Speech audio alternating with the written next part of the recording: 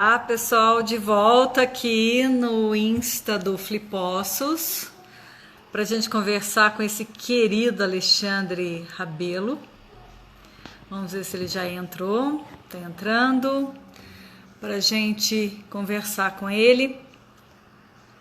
Tá só dizendo e adiantando que esse é um projeto virtual do Festival Literário Internacional de Poços de Caldas, que na verdade era para estar acontecendo exatamente essa semana, começaria dia 25 de abril até o dia 3 de maio.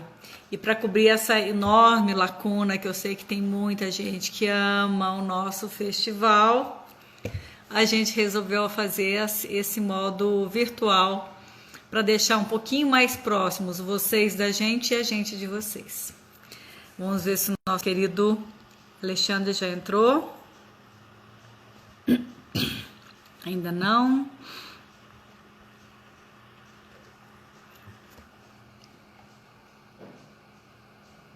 Opa, ele está quase entrando, ele já me avisou aqui. Enquanto isso, a gente vai adiantando um pouquinho mais sobre esse maravilhoso festival literário que completa 15 anos agora em 2020. É uma pena que a gente tenha que ter adiado, né, esse projeto tão bonito que veio sendo construído desde o ano passado de uma forma muito bacana, compartilhado com várias mãos, várias cabeças pensantes, para trazer o melhor da literatura e de outras áreas para esse público imenso que hoje nós já conquistamos através desse trabalho lindo que é o Festival Literário aqui em Poços de Caldas. E nós, para quem não sabe ainda, nós adiamos esse festival para agosto, mas acreditamos que não dê ainda para fazer em agosto. Mas se a gente não fizer mesmo em agosto, a gente não vai deixar o pessoal na mão, não. Olha aí, o Ale já entrou. Ótimo, ótimo receber você aqui na nossa sala do Flipossos. Olha! Oi, Oi! Gisele. Tudo bom? Beijo! Um Que beijo. delícia ter você aqui com a gente, Ale. Coisa mais boa. Ah, Coisa eu estou mais muito boa. feliz. Para mim, sempre papo com os meus amigos mineiros é sempre uma ocasião para mim, com certeza. Ah, Né? São com pessoas que querem levar certeza, o né? papo a fundo, eu adoro. Não, e além do mais, né, Ale, era pra gente estar todo mundo junto essa semana, né? Ai, juntinho, abraçando, tomando uma cerveja, né? Conversando sobre tanta coisa boa. Que pena que tudo isso aconteceu, né, Ale? É Mas, verdade. enfim, Ao mesmo faz tempo, parte né, do nosso surge, dia. surge mesmo uma oportunidade para a gente poder se reunir dessa forma. Eu acho que antes a gente não valorizava também muito esse tipo de encontro live, né? Era uma Exato. coisa que era mais esporádica, né? Agora já até criou um sistema e isso aproxima, porque mesmo os grandes heróis assim dos eventos serem as feiras literárias que reúnem muitas pessoas, né? Esse tipo de iniciativa prova que a gente também pode unir as pessoas de um outro jeito, né? Com certeza, é. Eu acho que essa iniciativa é bacana e o bom disso, assim, que eu tenho percebido, sabe, Ali, que o pessoal está aprendendo junto do trabalhar com essa ferramenta, né? Então tá todo mundo assim na mesma seara, não tem, tá todo mundo dando cometendo seus gafes e aprendendo e ajustando. E é uma coisa que eu acho que não tem volta mais, né? Agora é só para frente. Agora temos que aprender e aprender mais, cada vez mais. Com certeza, eu acho que esse momento, particularmente para o meio literário, é um momento de mostrar como a gente não precisa mais depender de velhas estruturas, como determinadas Exato, grandes redes de livrarias que estão cada vez mais em crise com a pandemia, exato, e, exato. ao mesmo tempo, conseguir criar essas novas redes, né, mais satisfatórias. O meio literário, em geral, ele tem uma tendência a ser um pouco mais conservador do que o métier das outras artes, no que tange à Exato, utilização das redes sociais, né? Eu acho que exato, muitas vezes exato. os escritores, de repente, são mais reservados ou mais tímidos, né? E isso acaba não acontecendo tanto. Mas eu vejo o pessoal do teatro, o pessoal do cinema se mobilizando de uma outra maneira, né? E eu acho ótimo que nós, escritores, entremos nessa onda também. Exato, e para falar um pouquinho quem é o Alexandre Rabelo, nós fizemos uma livezinha agora, é rapidinho antes, com uma pessoa da nossa equipe da GSC, apresentando você. Mas aqui eu apresento que o Alexandre Rabelo é escritor, autor de dos romances Itinerários para o Fim do Mundo, que foi lançado em 2008, 2018 pela Patuá, e Nicotina Zero, né, Ale? Que foi vencedor, inclusive, do prêmio Papo Mix da Diversidade. Você também é um dos co-curadores dentro da área lá do festival, que é o Mix Brasil, na área de literatura, né, Alê? Conta um pouquinho da sua vida literária, quando que você entrou nesse como que está sendo ser também. Opa, parece que ele caiu? Oi. Ué, vamos ver lá. Acho que a conexão dele deu uma caidinha, mas a gente já vai restabelecer aqui, pessoal. Aguarda um minutinho aí que ele já volta. Foi derrubado. Problema. Bom, problema de live é isso mesmo, né? Como eu disse, a gente está aprendendo juntos e também a internet no Brasil. Opa, voltou! Voltou. Mas você estava me apresentando, né? Falando dos meus romances, Exato. não sei o Me que mais conta um você pouco falou. dos seus livros, isso. Conta pra Aham. gente dos seus livros. Bom, o meu primeiro livro, Nicotina Zero, ele traduz muito a minha experiência durante a casa dos 20 anos como um homem gay que veio da periferia e que se descobre principalmente no circuito noturno. Se descobre na cidade, na noite, nos tipos de convivência alternativa que a pista de dança pode nos dar. Porém, Uhum. ele está numa fase determinante assim da vida dele, da passagem dos 27 para os 28 anos, que a gente parece que o corpo pesa um pouco mais, a idade dos suicidas, não sei o que acontece. E, e ele se vê em crise, né, numa era, a minha geração X, que é uma era onde a gente se conhecia bem mais ainda por pistas de dança do que por aplicativos. Então, ser Uhum. alguém na noite era uma coisa muito importante, né?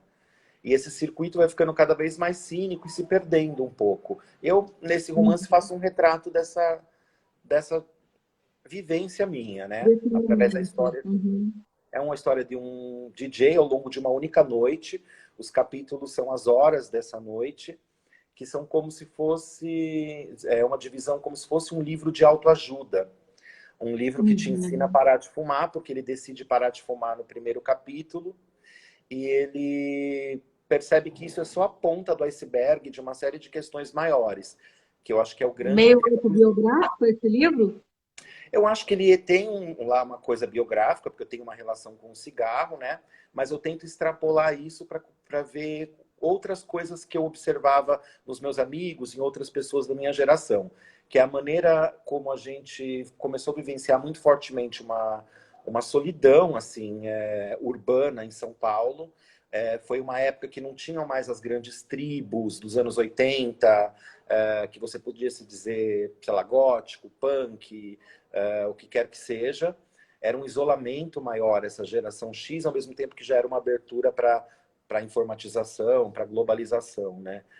E eu acho que essa solidão urbana ela se aprofunda cada vez mais. Por isso que o livro, mesmo tendo sido escrito naquela época, mas publicado só em 2015, Aham. ele atinge tanto meninos de hoje, assim, que são muito, muito ansiosos pela questão da ansiedade, da autoimagem, de como é você criar laços afetivos e amorosos na noite, que é tão fugaz, né? Nós, rapazes gays e pessoas que convivem no meio mais alternativo, não necessariamente LGBTs, temos muito fortemente Uhum. essa vivência das relações múltiplas. Então, onde se encaixam as formas de relacionamento tradicionais dentro dessa noite? Acho que esse livro traz muito disso. Bacana. Eu não tive a oportunidade de ler ainda, mas eu acho que é uma temática super necessária, né? Você acha que a sua literatura tem contribuído de alguma maneira para que jovens hoje tenham mais liberdade, mais menos medo de assumir a sua posição, a sua homossexualidade. Uhum. Que diferença que você faz daquela época em que você frequentava essas boates para hoje? Existe uma diferença, assim, no sentido de que naquela época era pior, era mais conservador, hoje em dia está mais liberado, as pessoas têm mais respeito. Que paralelo você faz em relação a isso? Nossa, eu vejo bastante mudança, né, dos anos 90 para cá. Eu acho Uhum, que eu cheguei no mundo gay no momento que ele começou a ser aberto novamente para o mundo, a partir da epidemia do HIV. Então, existia um clima muito pesado na noite, da gente começando a aparecer com uma nova moda gay, com uma nova moda, alguns primeiros estabelecimentos LGBT surgindo, a primeira livraria só com livros LGBT, a primeira editora surgiu nos anos 90, a parada gay, tudo isso está começando a acontecer, né? São os pioneiros aí, não os pioneiros, mas digamos uma segunda grande geração aí para revigorar o movimento gay nos anos 90, né? Mesmo uhum, assim, havia um medo constante na noite. Eu percebo que os caras, eu tenho 42, que os caras de 40 anos hoje em dia, se você vê eles num ambiente com os rapazes de 20, para falar só dos homens gays em específico, você vê que tem um uhum, comportamento um pouco mais tímido, um pouco mais fechado, já está cada vez mais aberto para a luz. E isso, uhum, com certeza, se reflete numa multiplicidade de narrativas que vão surgindo e que o meio literário sim, vai dando espaço para isso. No começo, eram contos eróticos, eram narrativas que se limitavam muito à questão da autoafirmação, enquanto gay, enquanto uhum, lésbica, enquanto transexual, era mais raro. E aí, de uhum, repente, você vai ter cada vez mais um mercado nichado ou então que se abre para múltiplas possibilidades. Hoje em dia você tem uhum, desde uma literatura YA, voltada para jovens adultos, que fala de como que é você enfrentar o preconceito, como é você sair do armário, né? Uma literatura que às vezes peca por um certo vitimismo, porque ela percebe uhum, uma fragilidade da sociedade cis heteronormativa, que é aceitar mais as narrativas sobre gays ou lésbicas que sofrem no final, ou que sofrem uhum, muito, que se martirizam. Essas são as narrativas que a sociedade heteronormativa tende a gostar mais. Por isso que um filme sim, como Brokeback Mountain, em que, sabe, tem uma morte trágica no final, ou um filme como Filadélfia, em que existe a questão da morte também envolvida pela doença, tudo isso exato. sensibiliza de uma maneira, né, não tão positiva, talvez, essa sociedade. Hoje em dia, você já tem até múltiplas editoras LGBTs, cada uma de um tipo. Você tem, por exemplo, a É. Padê Editorial, da Tatiana Nascimento, Brasília, que ela publica em livros artesanais, em edições artesanais, principalmente a negritude LGBT, né? Então nós temos poetas, contistas incríveis sendo publicados pela Tatiana, ela própria é uma poeta de primeira linha.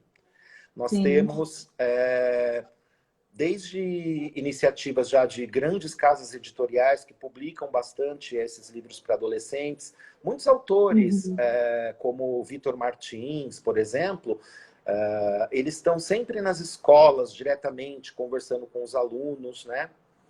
Num meio, digamos assim, de uma literatura mais alternativa, ou underground, ou de alta literatura, você tem muita experimentação. Por exemplo, a Gabriela Soltello, que acabou de ganhar o prêmio Mix Literário, que é um sim. prêmio que eu criei dentro do Festival Mix Brasil para poder engajar os autores LGBTs numa única ação, né? E foi Uhum, um sucesso muito legal, porque as pessoas ficaram felizes apenas de participar da lista de inscritos. Nós tivemos quase 70 livros escritos por LGBTs de 2018 para 2019, pelo menos nossa, os que se inscreveram, dos mais diversos tipos, né? E a minha literatura, né? Você tinha perguntado sobre isso. Todo esse meu processo de estudo foi exatamente tanto Nicotina Zero quanto Itinerário itinerários para o filme, não são livros que têm como eixo central narrativo esses enredos clássicos das narrativas LGBT, ou disso que a gente chama de literatura LGBT. O amor, que normalmente é frustrado também, e a pessoa fica amarga o resto da vida e sozinha. Tem muito isso, né? Eu buscava colocar personagens gays nas minhas narrativas, ou LGBTs, por exemplo. Eles assumissem outras funções narrativas que não falassem exatamente do LGBT, Gisele. Falei, ele fala no Nicotina Zero da solidão urbana, fala da questão das novas formas de relação. Itinerários para o Fim do Mundo. Alô? Acho que parou aqui. Oi, você tá aí? Deu uma paradinha, Lê. Aí deu uma, agora voltou.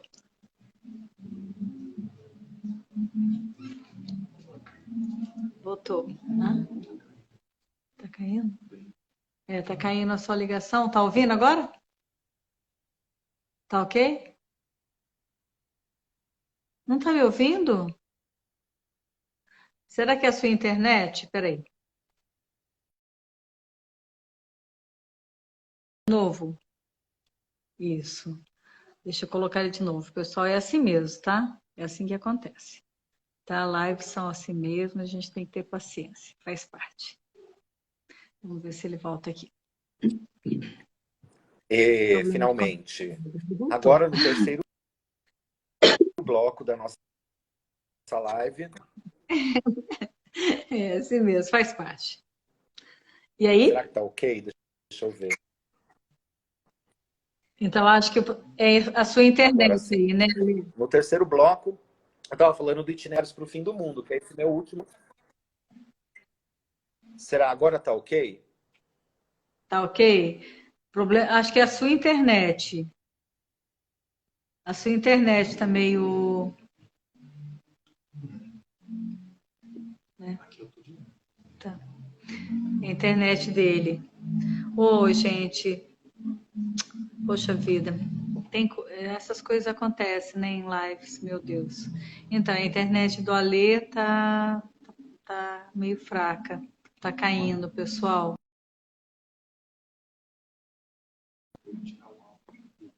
Ah lá, ele saiu novamente. Deixa eu tentar aqui de novo, pessoal. Vocês não me desculpem aí, mas acontece, né? Acontece, infelizmente. Mas é assim mesmo. Vamos ver se a internet dele tá melhor agora. Ô, internet. Oi, eu acho que voltei. A minha internet está A muito internet boa. colabora, É a internet sua aí. por favor. Será que é a posição que você está? Se você for para um outro lugar da sua casa, será que pega melhor? Ô, pessoal, olha que dó. Papo tão bacana. Poxa vida. Aí, a internet dele não tá legal. Ô, gente, desculpa aí, mas... Agora, com tanta gente fazendo live... Ai, meu Deus do céu. Vamos ver aqui se ele entra de novo. Ele tá com problema lá na internet dele, pessoal. Acho que também, não sei. Não sei se é horário, não. O problema não é horário, não, porque tem... Ontem eu fiz, foi maravilhosa, né, com a Conceição Evaristo, não caiu nenhuma vez, nem a minha, nem a dela. Na verdade, é questão do local que ele está mesmo. Vamos ver se ele volta aqui. Vamos ver se... Oi. Acho que agora tá ok. Talvez seja o local onde você estava com baixo sinal, né? É. Não, eu tô no mesmo lugar, enfim, não sei se foi aqui, ou se foi aí, ou se foi no meio. Enfim, espero que agora fique Então, estável. não, a minha internet aqui está bem estável, está bem estável. Uhum. Mas está Ótimo. perfeito. Fala do itinerários agora. E aí, Vamos o tentar continuar. Itinerários, que é no livro, eu vou mostrar eles dois para vocês. Deixa eu pegar meus livros aqui. Primeiro que eu estava falando, até tirei aqui, é o Nicotina Zero, ele tem um formato de um cigarro, um livro de anti-ajuda. Uhum. E esse daqui, que em 2018, pela editora Patuá, o Itinerários para o Fim do Mundo. Sim. Né? E teve um outro que você organizou também, né? A E Resistência dos Vagalumes. eu organizei junto com a Cristina Isso, Judá, pela editora Nós. É uma reunião de isso. 61 Muito autores poesia, né? e Isso. LGBTs do Brasil. Fizemos o ano passado. Assim que a Damares, a nossa ministra, ela fez um comentário de que, né, agora as famílias iriam voltar a menino ser azul e menina ser rosa, a gente já percebeu como ia ser esse jogo, né, em todo... Nossa, agora, de novo, eu não tô te ouvindo, eu não sei o que acontece. Coisa. Olha Voltou. aí, Ótimo. tá jóia. Tá. Então, Ale, você acha que agora com essa nesse novo governo, houve um retrocesso nessa questão do preconceito, né, da falta mesmo de respeito? Porque a gente andou uma época, há uns anos atrás, me pareceu que estava um pouco mais controlada essa situação, mas agora com essa administração tão radical, vocês sentiram uma diferença grande nisso e do povo também, do público no geral, ou não? Sim, eu acho que a partir do momento de um presidente, que é o chefe da nação, alguns discursos preconceituosos e anti-LGBT tão explícitos, isso autoriza, de uma certa forma, né, todo mundo passar por cima de algumas leis que nós conquistamos e serem violentos. O dado sempre que Uhum. nós citamos é de que o Brasil é o país que mais pratica crimes de LGBTfobia, né? Principalmente, eu acho que um alvo preferencial são as pessoas trans. São sensivelmente atingidas por esse tipo de preconceito, né? E Mais violência ainda, né? e assassino. É. Então, ainda é uma questão muito sensível no Brasil, né? Um presidente da República, ele jamais deveria agir dessa forma. O que nos cabe é tentar investigar por que é da estratégia de marketing deste governo utilizar como alvo o ódio contra LGBTs. É para quê? Para manter firme do seu lado a bancada evangélica, onde isso é um discurso muito presente já há muito tempo, para poder reforçar o ideal de sei lá, um determinado ideal de família mais tradicional, né? Enfim. Os evangélicos e muitas outras pessoas associam um homem transar com homem, uma mulher transar com mulher, um homem que se vê como mulher, uma mulher que se vê com homem, como um mal da modernidade. Uhum. E Uhum. aí, isso não é natural, é o discurso biologizador, biologista, né? Uhum. E isso tem cada vez mais influência por aí. Claro que esse avanço desse discurso LGBTfóbico, ele faz também com Uhum. que crie-se uma rede de resistência mais forte, né? Porque Sim. eu acho Uhum. que cada vez mais iniciativas LGBT na internet, em todos os meios de mídia, em todas as artes, nós temos cada vez mais espaço para mostrar quem somos, o que pensamos e que não estamos aqui só para transar, entendeu? De uma maneira que eles acham que é pervertida, né? De que envolvem Uhum. afetos e de que, para além também das nossas próprias questões, nós queremos muito olhar para tudo que está acontecendo no Brasil e no mundo. Sim, Né? com Então, nós certeza. temos autores LGBTs hoje em dia que, em seus romances, em suas poesias, eles estão refletindo outras questões, questões de raça, questões de terra, questões de classe social, questões Exato. econômicas. Exato, exatamente.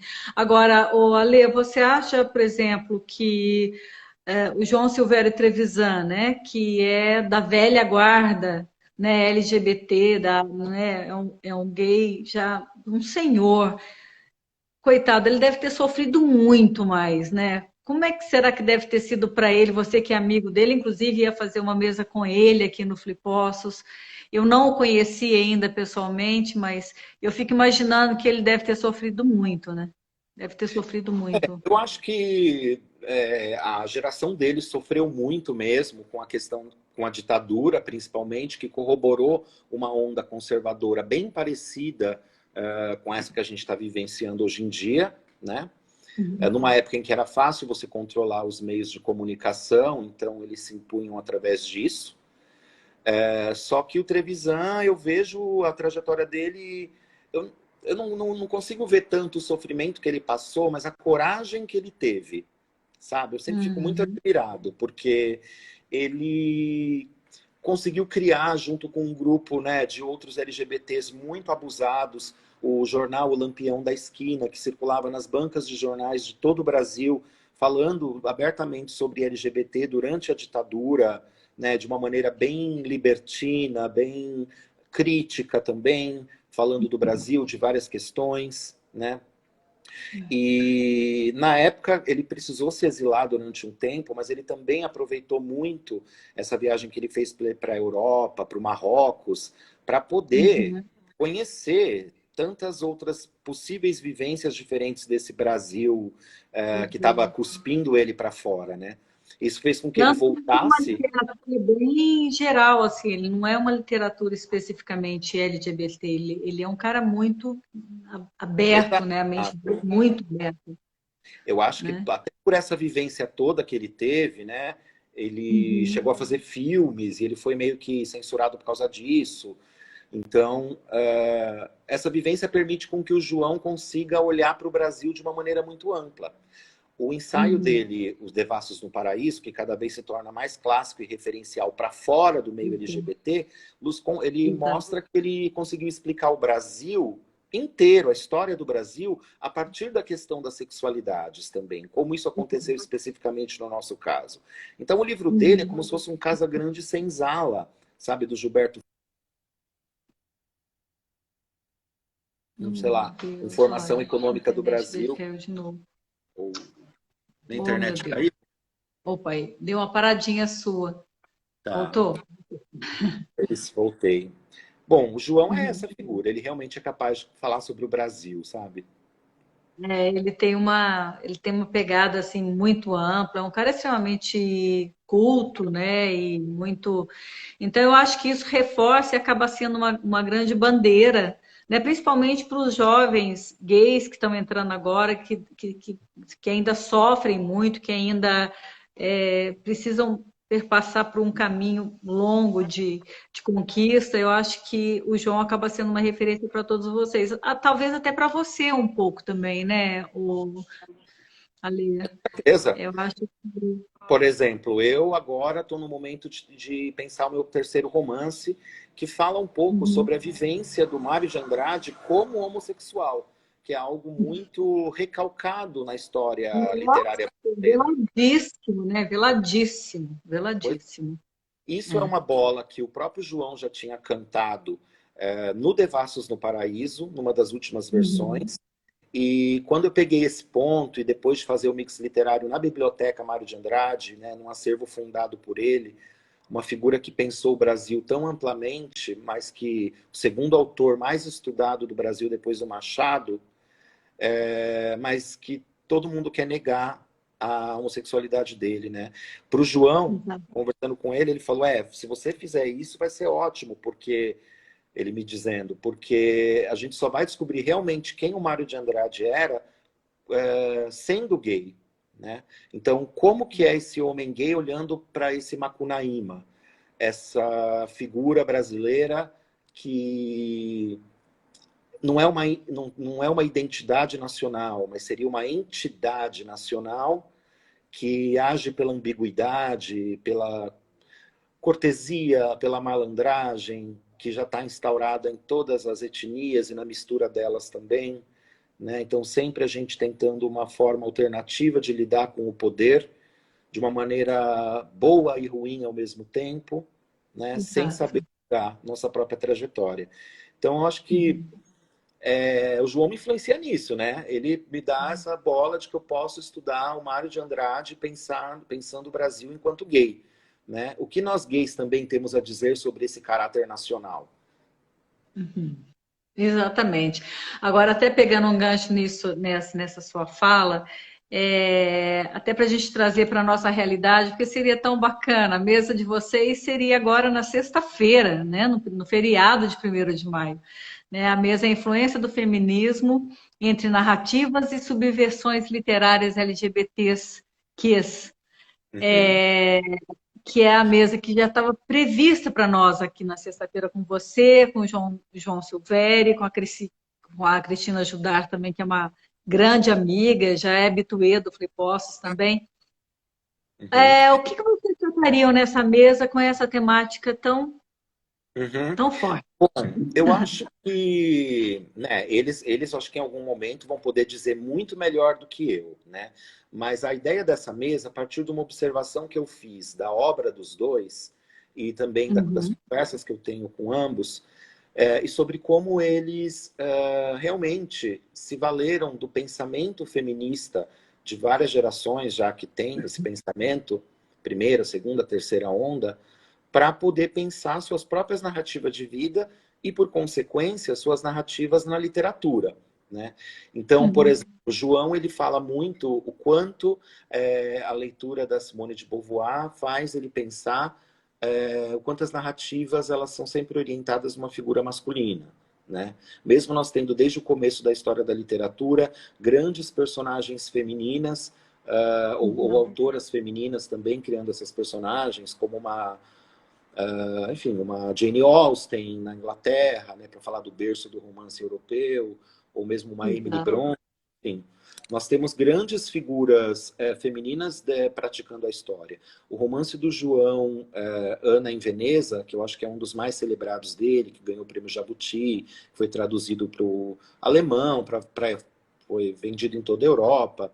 Ele fala exatamente da trajetória da mãe do Thomas Mann, que nasceu em Paraty, no Brasil, e de uma escrava que acompanhava ela, de toda a trajetória dela como Uhum, escrava, viajando pelo Brasil e pela Europa com essa família e encarando esse mundo colonial, escravista e ao mesmo tempo moderno, né?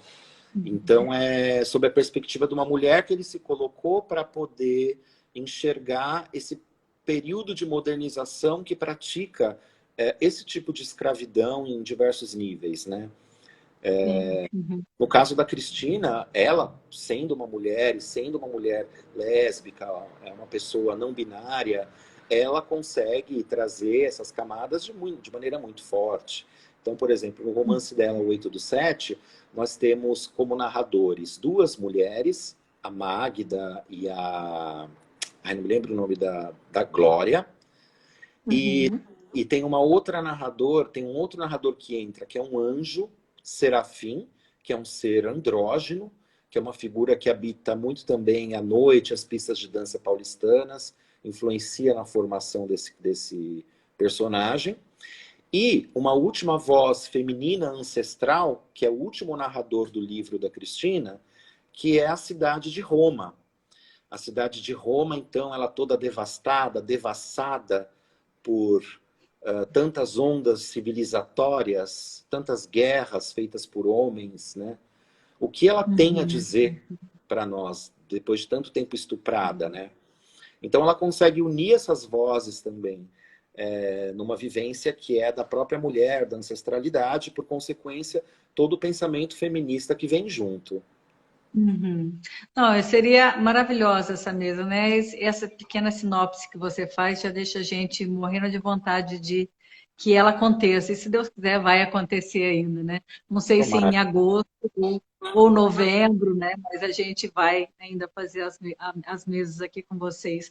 Agora, Alexandre, só por uma curiosidade até um pouco pessoal também, é, antigamente a gente conhecia só LGBT, né? Depois vieram outras siglas que, assim, eu tenho um pouco de dificuldade, ainda não consigo guardar todas e, sinceramente, também não sei distinguir muito ainda. Eu acho que também o público que está nos acompanhando, algumas pessoas podem ter essa dúvida. Você pode explicar um pouquinho para gente o que Claro, com significa certeza. todas Bom, essas siglas? eu primeiro era chamado de movimento gay, que era uma coisa que era um título muito mais associado ao homossexual masculino do que ao homossexual feminino, que é a lésbica, sapatão. né? Isso veio do movimento norte-americano, principalmente, né? E depois esse movimento acabou virando aqui no Brasil, nessa mistura aiada nossa, já nos anos 90, ele virou o GLS, que é o Gay, Lésbicas e Simpatizantes, que seriam os públicos das pistas de dança, que foram as que eu comecei a frequentar nos anos 90 e tal. Aí, com muita, de uma maneira muito justa, existe uma reivindicação, principalmente do movimento lésbico, para que a sigla seja muito também LGBT, porque sempre o papel da mulher, o protagonismo da mulher na luta LGBT, muitas vezes foi tomado pelos homens que têm uma inserção maior nas instâncias de luta por serem homens, né? E aí já começa uma luta contra a invisibilidade lésbica. A partir de então, começa-se uma discussão sobre não só o que são as sexualidades, quem é mulher que gosta de mulher, homem que gosta de homem, mulher e homem que gosta dos dois. Não é só mais a questão do homossexual, bissexual, gay, lésbica e afins. Mas também a questão de gênero entra em pauta. Então, quem é travesti, quem se diz transexual, por que quem se diz travesti se diz travesti? Geralmente está ligado a um meio periférico e a uma força cultural que vem dessa periferia, que traz uma carga diferente na palavra, nas ruas, no asfalto, do que a palavra trans, que algumas pessoas também preferem usar por razões de ser menos marginalizada, etc. Né? Então, usam-se dois T's, né? Por causa dessa disputa ou dessa tensão que existe entre os termos travesti e transexual. Nós temos também o termo queer, que se refere muito a essa cultura queer de pessoas que, principalmente os mais jovens, que são andrógenos, não binários, que não se identificam nem com uma coisa nem com outra, que estão numa cultura que preza pelo não binarismo, que fala disso, né? É uma cultura que envolve também a sua definição identitária. No caso do I e do A, que aparece, já que a gente está trazendo em pauta a questão dos transexuais, também existe a questão da visibilidade dos assexuais, as pessoas que dizem que dispensam o sexo nas suas vidas e a sexualidade, né? E que são vistas como doentes, ou como reprimidas, sendo que para elas é o melhor, sei lá, é o modo de vida delas, é o melhor dos ajustes que elas podem fazer com a vida. Né, está começando a aparecer. E a questão dos intersexuais, ou como a gente chamava antigamente, os hermafroditas, né, que muitas vezes, que agora estão começando a aparecer, que muitas vezes são aqueles que já desde a infância, com 5 anos de idade, existe uma lei médica que fala que tem que definir, quando chegar nos 5, se vai ser menino ou menina, e muitas vezes opta-se pelo masculino, pelo machismo da sociedade, mas a pessoa se identifica com o sexo feminino. Isso acontece bastante. São várias variantes, né? É bacana você explicar isso, assim. Então é LGBT, né? LGBTQIA e o mais no final, para abranger também outras formas aí de sexualidade e de manifestação de gênero. Tá. Nossa, tem que anotar, né? Porque não dá pra gente lembrar de todas. Mas eu achei muito bacana outro dia, eu estava vendo no Instagram da Tami Miranda. Eu acho que ela, assim, ela é uma grande vencedora, né? Uma pessoa que eu admiro muito, muito. E ela conseguiu sobrepor tudo a isso e conseguiu impor a sexualidade dela, o lado, porque ela é transexual, né? E A, ela é a transexual masculina. isso, transexual masculina. E eu achei muito bonito ela explicar isso. Explicou de uma forma muito didática e muito carinhosa, né? E aí eu fico imaginando, meu Deus, como é difícil para a gente, né, que é heterossexual, compreender todo esse universo. Realmente, por isso, um dos motivos que a gente quis trazer essa realidade aqui para o nosso festival, porque a gente tem trazido ao longo da história do Flipossos vários assuntos que o objetivo é realmente sair da caixinha e fazer com que o público tenha acesso a todo tipo de informação. Quando eu convidei você para fazer a curadoria dessas duas mesas, que tem uma outra mesa maravilhosa também, que eu quero que você fale um pouquinho sobre ela, que é com a Mara Moira, que a Mara Moira, no caso, ela é travesti, né? É travesti, a Mara Moira. Uhum. Oi. É? Você tá aí? Tá Ela aí? se diz travesti. Tô aqui, tá me ouvindo? Alô? Agora, tô ouvindo. A internet está um pouquinho assim instável, mas tá dando para a gente ir levando. Você tá por aí? Tá aí, tá aí. Né? Então, eu acho muito importante a gente trazer esses assuntos para dentro de um festival literário, até para a gente poder desmitificar essa questão. É importante que as pessoas. Olha só, gente, caiu de novo. Meu Deus, peraí que a gente já volta. Peraí que a gente já volta. É a internet dele. A internet dele tá meio complicada. Viemos Aí, para o quarto ele... bloco. Pois é, mas Tá, mas faz. foi. Então, como eu estava dizendo, a gente faz questão de trazer esse tipo de assunto. Então, eu gostaria que você falasse um pouquinho dessa mesa, junto com a Mara Moira e com o Agnaldo Assis do Nascimento, que vocês fariam aqui, antropofagia pelas margens, né, deglutindo autores clássicos na emergência de uma literatura queer e puta feminista. E esse puta Isso, feminista? vamos falar. Isso está muito ligado ao trabalho da Amara, principalmente, né? Porque a Exato, Amara tá. Moura tem essa vivência múltipla de luta feminista. Ela escreveu um livro, ela atualmente concluiu o doutorado dela na Unicamp em estudos Uhum. literários, com um estudo sobre o Ulisses do James Joyce, que é um grande cânone ocidental, que é considerado o romance dos romances, que é considerado aquele grande arcabouço sobre enciclopédico que ele usou todas as formas disponíveis de se fazer literatura, cada um de uma forma diferente, num capítulo, né? E ela fez um estudo sobre esse livro. Isso tem a ver com o fato de que seria interessante para uma mulher trans ou travesti na universidade conseguir validar a sua voz em diálogo com uma voz clássica, né? O que ela fez a partir disso? Além de ter escrito o seu primeiro livro, E Se Eu Fosse Puta, nesse livro nosso aqui, A Resistência dos Vagalumes, já tem uma Uhum. primeira inserção, né, dela no que vai ser o próximo romance dela, que é um texto todo escrito nesse fluxo de consciência que ela estudou muito bem no James Joyce, principalmente a voz da Molly, que é a voz feminina que encerra o romance, que tem saltos temporais e espaciais no seu pensamento, que é muito mais sensorial, ligado ao que está acontecendo agora e não a uma linha de raciocínio, né? Isso já é uma Uhum. forma, ao meu ver, muito feminina no sentido arquetípico de enxergar as coisas, né? E a realidade. E aí ela usa esse fluxo que ela traz do James Joyce, que já tinha trazido da observação da sua esposa, para olhar para duas travestis na rua conversando.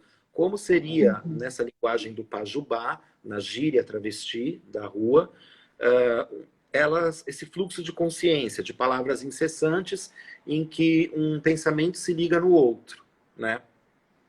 No caso do Agnaldo de Assis Nascimento, ele também tem um estudo muito interessante que mistura vozes LGBTs periféricas, não exatamente figuras trans, mas homens gays, homens bissexuais, meninas bissexuais, lésbicas, ou mesmo homens héteros, roqueiros, tendo uma vivência queer, ou Uhum. punk queer, que eu acho que esse é o termo do livro dele, é um livro punk queer, Aham.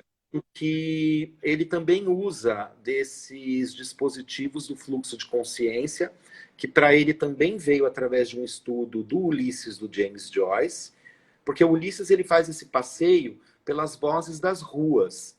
Para a gente parece um estudo clássico, mas ele acaba sendo próximo de pessoas que estão na margem também, como a Amara Sim. Moura Uhum. e como o Uhum. Aguinaldo de Assis Nascimento, que vem de Diadema, hoje habita o centro de São Paulo, Uhum. e eles dois falam muito sobre como você tem essa sinfonia de vozes que o Joyce já apresentava na obra dele, né? Criando romances e obras que não são sobre um herói, sobre uma pessoa, mas que são sobre uma comunidade. Romances iguais àqueles que o Dostoiévski cria, ou que o Kafka cria, que falam muito mais de uma coletividade, né? Esses alemães em tempos de crise, né? Esse modernismo europeu dos anos 20, que parece que está Uhum. vindo com muita força nesses Sim, grandes jovens autores tá sendo LGBTs, resgatado, é mesmo. É. Muito né? resgate está vindo, né? É. Nossa, mas que estudo e que trabalho difícil esse, né? Porque para ler Ulisses, eu vou falar uma coisa, tem que ter paciência, Sim, tem que ter muita é, paciência. E cada um estudar faz um. Ulisses, então, meu Deus, Exato, meu imagina. Deus. Ó, eu também, né? Eu já peguei para ler como escritor também, aprendi algumas coisas. Outro dia eu volto para esse livro novamente. Você Eu conseguiu ler Ulisses gosto inteiro? bastante, é um livro que eu Você gosto, conseguiu? mas eu entendo, por exemplo, que Aham. eles dois, tanto a Mas você Amara conseguiu quanto. ler Ulisses inteiro? Então, não, ainda não. Mas eu Difícil, tenho né? Nossa. marcado uma leitura coletiva. Então, ainda não. Uhum. Que coisa, porque é Mas difícil. eu já li uma boa parte, já fiz estudo sobre. É muito difícil, com certeza.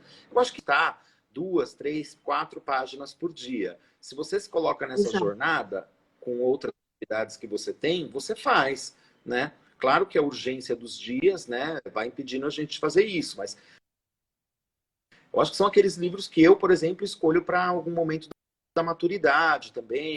Por exemplo, Finnegan's Wake já é um livro muito mais afiador, porque Aham. ele é a linguagem da mente de um homem bêbado ao longo de uma noite em que ele mistura várias histórias. Então, alguns protagonistas passam a ter outros nomes e outras histórias misturadas, como se fosse um sonho dentro da mente desse Uhum. bêbado. E, ao mesmo tempo, ele constrói uma mitologia que tem uma linha que você poderia seguir dentro disso tudo, várias linhas que você poderia seguir simultaneamente. Então, ele Uhum. gosta de criar esses labirintos que são arquiteturas para o romance. Eu acho que Uhum. por isso que os livros dele interessam tanto os escritores, né? E aí eu fico feliz Uhum. de ver pessoas LGBTs tão importantes, livros muito significativos a partir do Uhum. estudo desses clássicos. Via isso acontecer em gerações anteriores. Exato, é, e fazer essa analogia com livros clássicos e esses estudos tão profundos não é uma coisa simples, não é qualquer um que faz isso, né? Então, acho que isso também acaba, de uma certa maneira, fortalecendo a literatura LGBT, saindo um pouco desse modo comum de que se tem que fazer livro só para isso, só para esse pessoal, ou então só de autoajuda para esse pessoal, e sai dessa área e mostra que que o escritor LGBT é muito mais do que uma escrita exclusivamente para LGBT. Né? Tem uma outra visão. Eu acho que isso é muito bom, fortalece muito, desmitifica, né? Sim, ele é um escritor. É, com certeza. Meu amor, deixa eu te falar uma coisa. Você está me ouvindo? Está me ouvindo? Nossa, a liga. Tá ouvindo? Me ouvindo? Me fala uma coisa, você tá com alguma ideia, alguma nova ideia aí Tá no me ouvindo? Eu Prelo tô te ouvindo. para falar pra gente? Tem alguma novidade? Me ouviu? Tá me ouvindo? Tenho uma novidade. A gente não sabe também. Tô. E você tá me ouvindo Acho bem? que a internet aí, ela deu uma falhadinha de novo, Alê. Vamos lá. Tenta mudar de posição, aí ele saiu, meu Deus. Gente, essa live tá difícil, né? Mas a gente vai conseguir concluir ela com muito amor. Guarda um minutinho aí que a gente já volta, vamos ver. que o papo tá tão bacana, né, pessoal? O problema é só a internet mesmo. Oi, meu Deus. Oi. Agora, acho que agora a gente consegue concluir. É, eu acho que sim, isso sim. Então, tem alguma coisa nova vindo por aí? Bom, com relação ao mix literário, Uhum. existe uma ideia que eu acho que a gente vai concretizar, de além de oferecer o prêmio Mix Literário, que é um prêmio para o melhor livro escrito por um LGBTQ naquele ano, como a gente fez esse ano, Uhum. a gente também vai oferecer um concurso de publicação, Ui. né, com uma editora importante, que a gente vai revelar em breve. Uhum. A gente fez essa parceria para poder publicar um autor, não necessariamente um autor inédito, mas um livro inédito escrito. Alô? Acho que deu uma Oi, falhadinha. dá uma falhadinha. Volta aí. Opa. Conseguiu ouvir? Então, e a gente vai criar esse prêmio. Vai ser um prêmio para as pessoas mandarem inéditos, sejam Uhum. livros de autores que já. Uhum. Um livro vai ser escolhido. Em breve a gente vai revelar mais detalhes. É só ficar atento no site do Mix Brasil, na aba sobre literatura, que é o Mix Literário. Ou então nas pages do Facebook e do Instagram, @Mix Literário. Ah, isso mesmo que eu ia pedir para você divulgar as páginas, as suas páginas também, para o pessoal que quiser acessar os seus livros, os jovens que estiverem te ouvindo e que estão se inspirando em você, como que eles podem te encontrar, quais são os seus endereços, suas redes sociais, divulga aí para o pessoal. Eu adoro conversar. Pode me procurar, eu adoro conversar com todo mundo. Pode me procurar tanto no Facebook, Alexandre Rabelo, de conversar pelo Instagram, por uma DM. Então é só você me procurar em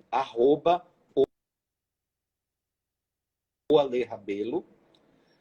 Vou até deixar comentado aqui, Ô, Rabi, oi, Alê. pelo meu Instagram. Ah, tá, é bom. Isso, coloca aí nos comentários que o pessoal vai acessando. É isso, você digita nos comentários, né? Porque às vezes falha. Tá aí? Tá ouvindo?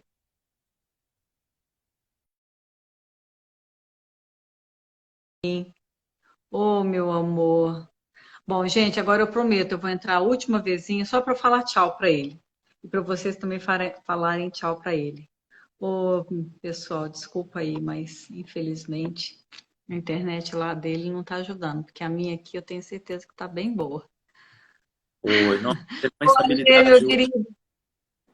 Desculpa, cara. Nossa, mas que loucura que tá essa internet hoje, meu Deus do céu. mas acho que deu para a gente conversar um pouquinho, né? Deu para a gente conversar um pouco. Vamos tentar marcar outras mais para frente, né? A gente vai mantendo contato e, se Deus quiser, a gente vai se encontrar aqui em Poços de Caldas, se Que não em seja, agosto, cara. no final do ano, nas próximas edições, né? Não é possível que esse mal continue para sempre, né? Não vai continuar para sempre. As coisas vão Não, mudar e tudo vai voltar bem melhor, né, Alê? com É isso que certeza. a A gente gente. vai se encontrar em breve, vai festejar muito mais do que a gente já festejava, né? A gente vai Sim. poder olhar para o mundo de uma outra forma. Eu acho que essa experiência está exigindo isso de todos nós e a gente cabe a nós aproveitar da melhor maneira possível, né? Com certeza, eu acho que a gente vai ter outras oportunidades de estar todo mundo junto, pertinho, abraçando, beijando, que é alguma coisa que a gente gosta muito de fazer, né? Com certeza, a gente precisa desses laços. Eu acho que é isso que vai salvar o Brasil e o mundo, né? Os afetos, Ah, o amor mesmo. sim, com certeza. Ale, eu quero te desejar tudo de maravilhoso.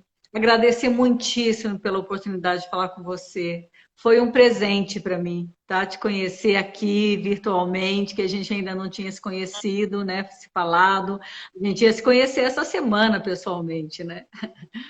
Mas foi um prazer falar com você. Desejo tudo de maravilhoso. E o pessoal fica ligado. Flipós, 15 anos perto de você. Falou. Amanhã vai falar com o Patrick Santos, que é um jornalista muito bacana, amigo nosso, né, que escreveu o 45 do Primeiro Tempo, um livro de um sabático que vai trazer para você, porque às vezes é importante a gente parar, né? E essa quarentena está fazendo a gente parar. O Ale parece que voltou aí um pouquinho para ele despedir do pessoal, né, Ale? Quer falar um tchau pro pessoal, Ale? Aproveitar o restinho da sua internet? A internet pessoal? Ah, ele foi embora. Agora nem vou voltar com ele mais. Pessoal, obrigado de coração por todos que acompanharam comigo. Ah, o Ale Stout, um beijo grande para você. Ah, o Cláudio Torres, o Bibiano. Deixa eu ver se tem mais alguém aqui. Tem o André, né? O Gabriel, a Tânia, a Helena, o Rogério Melo. Obrigado, Rogério, por ter escrito aqui todas as siglas, né? É legal para o pessoal conhecer. Mais uma vez, obrigada. E amanhã a gente se encontra às 19 horas com o Patrick Santos, aqui no Flipostos, 15 anos perto de você. Um beijo, pessoal. Muito obrigada pela gentileza. Até.